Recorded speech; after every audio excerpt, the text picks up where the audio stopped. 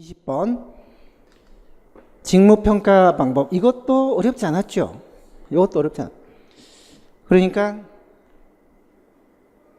1번 등급기준표 나오면 무조건 뭐라 그랬어요? 분류법이라고 했죠. 분류법. 지금 점수법 물었거든요. 분류법. 그 다음에 대표직위를 선정해서 그걸 기준으로 해서 서로 비교하면서 점수를 보정해서 점수법의 어떤 임의성이나 그 한계를 보완하는 방법이 가장 늦게 고안된 요소 비교법이다. 이건 분류법. 요소 비교법. 자, 3번. 직무상호 간의 직무 전체의 중요도를 종합적으로 그냥 비교하는 거. 직무하고 직무를 서로 종합적으로 요소별로 나누지 않고 전체를 가지고 비교하는 거. 서열만. 이게 서열법이죠. 자, 제가요, 점수법 하면 무조건 직무평가기준표가 나와야 된다고요. 직무평가기준표에 따라 구성요소를. 이게 너무너무 쉬운 문제인데 문제 찍어 보내준 우리 고마운 학생이 이것도 실수를 했더라고요. 두 문제를. 요소별 가치를 점수화해서 요소별 점수를 합산해서 총점으로 그걸 가지고 등급을 구분하는 그게 점수법이죠. 여기에 맞겠습니다. 여기. 그래서 20번의 답은 4번이고요.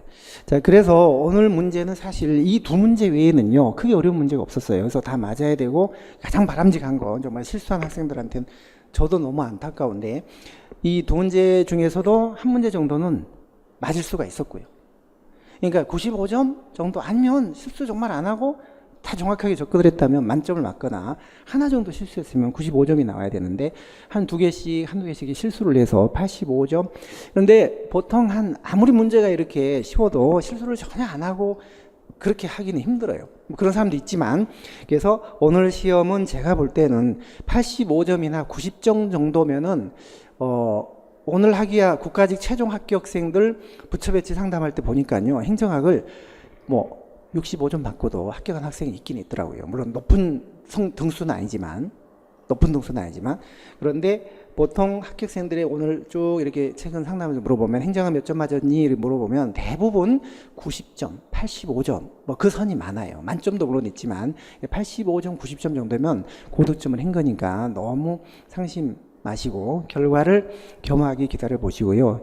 여러분들 정말 몸도 마음도 많이 지쳤을 텐데, 그러니까 합격생들이 어느 부처 가고 싶으냐 이렇게 상담할 때 물어보니까요, 상당수 학생들이 문화재청 가고 싶어요. 왜? 너무너무 힘들고 피곤해서 가서 문화재 한가로운 어디 유적지 같은 데 가서 그냥 푹 좀 쉬고 싶어요. 일주일은 괜찮죠. 일주일은 괜찮은데 한 달, 두 달, 1년, 3년 해봐요. 우울증 걸려, 우울증. 너무 적적하고 우울증 걸리고 현대 문명과 등지면서 어디 산속에서 유적지에서 산다는 게 하루 이틀은 되지만 이게 안 될 수 있으니까 지금은 워낙 힘드니까 이제 그런 데 가고 싶다고 하는데 그 마음을 제가 이해는 하지만 여러분들 휴식을 좀 취하시고 조용히 이제 결과를 기다려 보시고 7급까지 생각하시는 분들은 조금 쉬었다가 다시 박차를 가셔야 되겠죠. 여러분 오늘 수고 정말 많이 했습니다. 해설 강의 이만 끝낼게요. 고맙습니다.